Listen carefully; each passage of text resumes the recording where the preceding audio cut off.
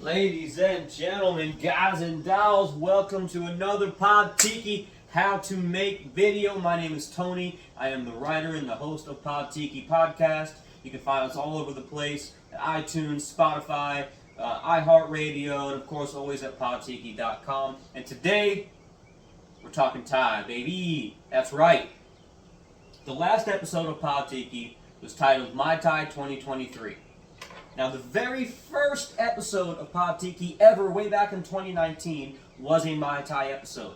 And if I ever start anything again, it's going to be the lesson that I've learned: never make the best signature epitome of the thing as your first episode. Because I didn't know nothing about nothing back then. And, I thought I knew. And I've been on such a journey with everybody that's been involved with the show, all the listeners and everything, and I've learned so much, and I felt like here, this month, for the 4-year anniversary of Pod Tiki, I thought we'd do a little recap episode. We went back and we recapped the Mai Tai. We talked about some new innovations that have come up since I did that first episode, and we've really, I'm carrying that on throughout this month and making it a Mai Tai month. Why not? Why not? The other thing is the very first how-to video we ever made was also on the Mai Tai. It was actually pretty good, but it's been lost to the ether of Tiki. Who knows where it is? It's probably on one of my accounts at the way bottom somewhere. I can't find it. I didn't save it. Maybe it's on a backup disk on my computer somewhere, a backup drive. Probably, because I save all my pictures and videos, but I'm not going to go looking for it because it was probably wrong.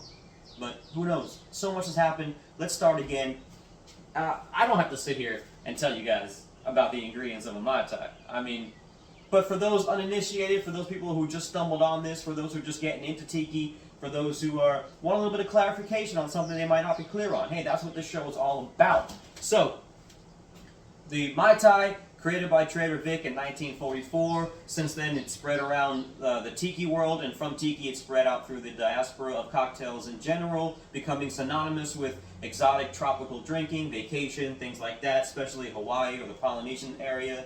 But really, it's all over the place. Many different versions of this cocktail have been made, some better than others, some bastardized versions, some twists that are actually really good drinks in their own right, but not real traditional Mai Tais. The real traditional Mai Tai by Trader Vic is rum, orange curacao, orgeat syrup with a little bit of simple, straight lime juice, and that's it.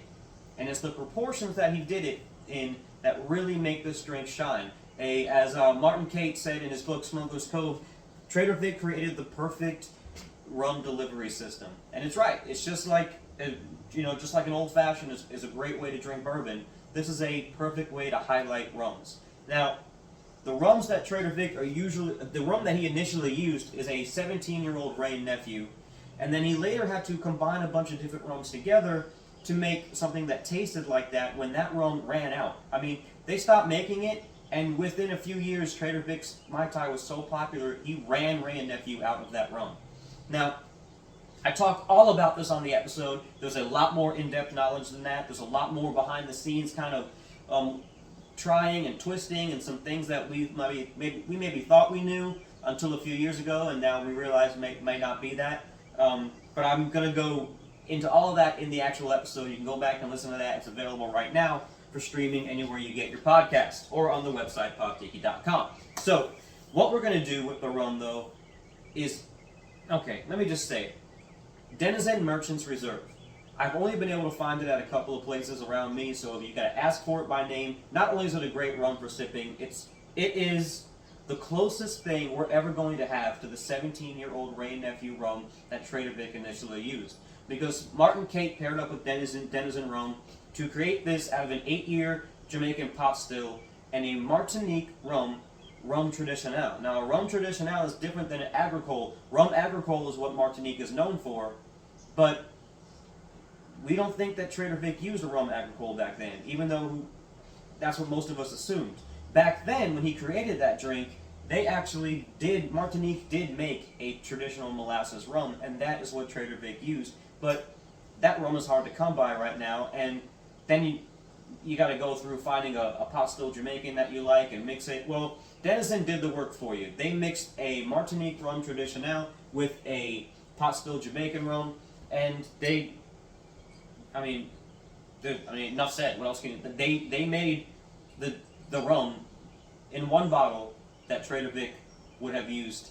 The combination of rums he would have used in 1944. This is as close as we're going to get. Now, that's not saying anything against the other popular brands. Latitude 29, Beach Bum Berry's place, they make their Appleton 12 / Clement VSOP blend, which is an incredible blend for a Mai Tai, and it's probably my second favorite after this. But this has become my standard now because it's the closest to the OG. Next, we're going to use some orange curacao. We're going to use Pierre Ferrand. I love this Pierre Ferrand curacao. It is so rich, and they make it with their brandy, which they have some of the best cognacs on the market. So it's it adds a smooth elegance to the cocktail that doesn't like bash you in the face with fruit, like liqueur, sweet fruit liqueur that maybe some of the other brands might. This will run you about $40 a bottle, but I mean you only use a ½ ounce at a time if you're using it for Mai Tais. So it lasts a long time. We got our fresh lime juice over here. That's pretty self-explanatory. Squeezed that earlier. And then we got our orgeat syrup. Now, I am very into orgeat syrups, and I am very particular about the one I like the best. They're not going to be that noticeable in your drink if you just want to mix it, but I like high almond flavor, low sweetness, because I don't like my drinks too sweet. My favorite is Latitude 29 Formula Orgeat Syrup, but they've been on back order for like a month. So at the make of this, right now I am using the BG Reynolds Original Orgeat Syrup. Pretty dang good. I like it. I've used plenty, Small Hand Foods, the Liber & Co., even some of the ones like Tarani and Fee Brothers. Like, they're all pretty good.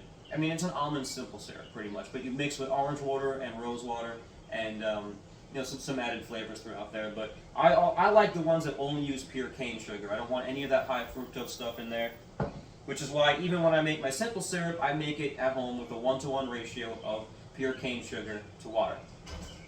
Sometimes you can get an orgeat syrup which is sweet enough where you don't need any of the simple syrup at all. Just so happens that this BG Reynolds does require a little bit of sweetness in there, so which works out because it's the way that Trader Vic initially made it, with a little half and half split on the sweet side of orgeat and simple syrup.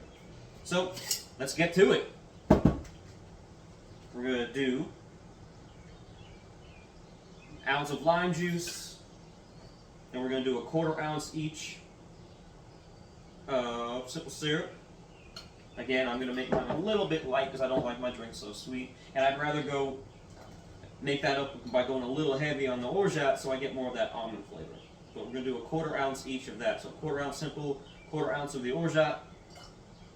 We're going to do a ½ ounce of orange curacao. I just love the way this smells. It's got such a real orange flavor, but that brandy, just that regal brandy elegance. Just a really well-aged ferment, I don't know how to describe it. It's smooth, it's silky, it's so good. And then we're going to do 2 ounces of Denizen Merchant's Reserve rum, which also has an incredible fragrance to it. Bam! Put that in there. Ah! And for you guys who like to watch these and make fun of me when I have to run off camera, I did remember the ice this time. Bam! Got my pre-crushed ice in my Louis bag over here. So what I'm going to do is take my favorite Mai Tai mug, which is by Jeff Granite. My wife got this for me for my birthday a few years back. It's the 3-hour tour, the Gilligan's Island. I remember being a little kid when I would stay home from school sick, and my grandma would come over and watch me, and we'd watch Gilligan's Island reruns on TV. So we're going to fill the Mai Tai glass up with the crushed ice. It's about a cup, maybe a little bit more. Not all the way up, just pretty much where you want it when the drink's done, or when it's mixed. So we're going to pour that right in here, just so. Shake that up.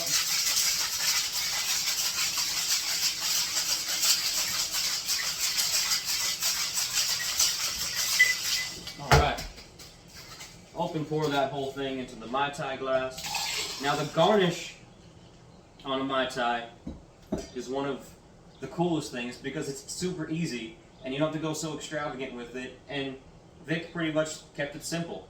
You take half of the lime shell that you squeezed earlier, cut it long ways, make sure you cut it long ways so it's got like the nipples on top, and then you're going to make that nice oval. You're going to float that right on top of the drink, just so. You're going to take your your mint, slap that baby in your hand, express all those oils, put it right next to it. I'm going to take my straw from Surfside Sips. Make sure you enter Pod Tiki at checkout to get yourself 20% off at Surfside Sips. And there you go. Trader Vic wanted this to look like a tropical island with a palm tree floating in it. And that's exactly what we get. It's easy, but also the lime and the mint oils really do add a nice bouquet to this drink. And I'm not one of those hoity-toity, fruity, like, you know, I don't use words like bouquet. But yeah, I am a snob about my Mai Tai. And I like to really get a good whiff of that lime and mint. And then take a sip.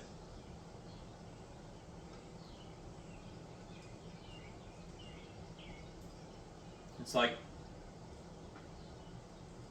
it's unlike any Mai Tai that I've had out anywhere. I don't think there's anything better than making them at home yourself with the right ingredients in the right way that Trader Vic originally did it. I love all my tiki bars out there, all my great bartender friends, but let's be honest, a lot of times they're a little bit too sweet, or maybe the juice was squeezed earlier that day, or they don't have the exact right ingredients to make the way that you like it at home. There's nothing better than making it the way you like it at home. And that mint, I can just smell the mint, and then you go in and it's like the mint is like a cool breeze, and then you get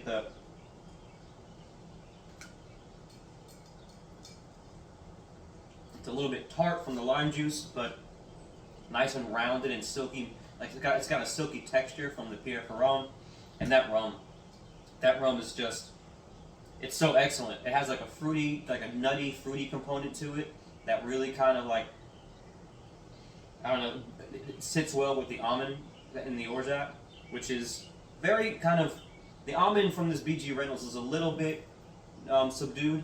I would like it to be a little bit more forward, which is why I usually like the Latitude 29, but it's still good. You can still taste it.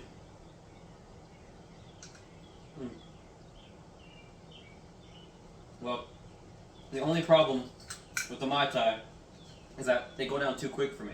So I'm going to take this out back and have a nice little Sunday afternoon chill. Shout out to my friends at Swizzlebox for sending me this awesome shirt to wear when I do the Mai Tai episode. And that's why I've foregone my usual Hawaiian shirt today to wear this Mai Tai shirt. And yeah, just really happy to be celebrating 4 years of the Pod Tiki podcast. Thank you so much for everybody that stuck around with me. Don't forget that EP is dropping at the end of June. June 21st is the official release date of Summer Sessions Volume 1, Pod Tiki's first musical release. And it'll be available for streaming on the website for now, and then perhaps some more platforms as we see what happens, where it goes. So once again, thank you guys. Keep it tiki. You can always find us at pod_tiki on Instagram. You can find us at Pod Tiki on YouTube and Facebook. And please follow the YouTube and follow us everywhere. Like and subscribe and all the things that everybody tells you to do. We also, oh, I can't tell you that yet. That's not ready yet. Ooh, you almost got a behind-the-scenes peek. But we'll talk about it when we do Inside the Mug later this month. But all right, guys. Well, happy birthday, Pod Tiki, and here's to another 4 years. Keep it tiki.